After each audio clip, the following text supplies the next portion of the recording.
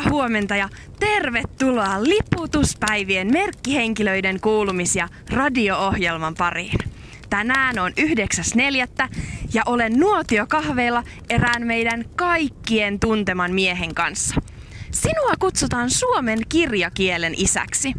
Mitä se tarkoittaa, Mikael Agricola? Luullakseni sillä tarkoitetaan sitä, että olen ensimmäisenä kehittänyt järjestelmän suomen kielen kirjoittamista varten. Järjestelmän?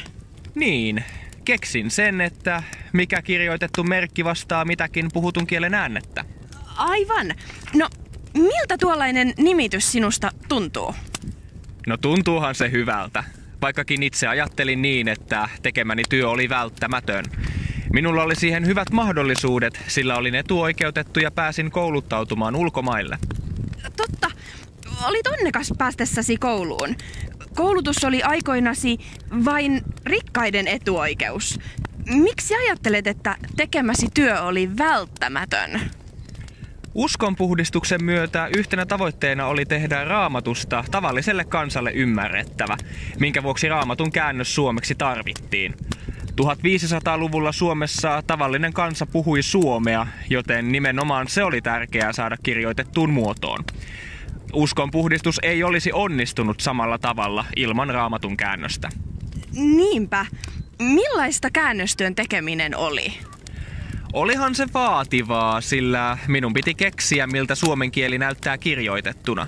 Siihen otin vaikutteita saksan, ruotsin ja latinan kielistä.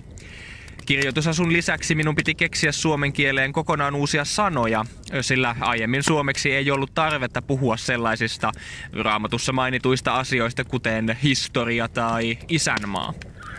No osaatko arvioida, kuinka monta sanaa olet yhteensä keksinyt suomen kieleen? Useita tuhansia todennäköisesti. Ainakin 8000, jos lasketaan mukaan myös muista kielistä lainaamani sanat. Oho, onpa suuri määrä. Olet kyllä tehnyt ihan valtavan työn. Ja se näkyy vielä tänä päivänäkin hyvin. Käytössä on vielä noin 60% keksimistäsi sanoista, ja suomea kirjoitetaan yhä sillä periaatteella, jonka sinä kehitit. Sen lisäksi, että olet suomen kirjakielen isä, olet meille suomalaisille tärkeää muistakin syistä. Kertoisitko, mitä muuta olet tehnyt? Mielelläni.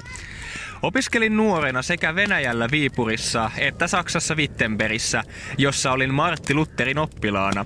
Suomeen palattuani toimin 1500-luvun puolivälin tienoilla Turun katedraalikoulun rehtorina, pappina ja Turun piispana.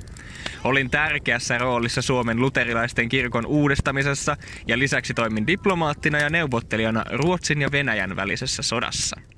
Oletpa ehtinyt tehdä paljon. Puhutaan vielä hieman julkaisemistasi kirjoista. ABC-kirja julkaistiin vuonna 1543. Mistä se kertoo? ABC-kirja on ensimmäinen suomen kielellä julkaistu kirja. Siihen on yhdistetty sekä aapinen että katekismus, eli tiivistelmä kristinuskon opeista. Sen lisäksi tunnettuja teoksiani ovat rukouskirja sekä suomenkielinen Uusi testamentti. Onpa mielenkiintoista. Siirrytään eteenpäin. Elinaikanasi papit eivät siis saaneet mennä naimisiin. Itse asiassa uskonpuhdistuksen myötä myös papit saivat mennä naimisiin.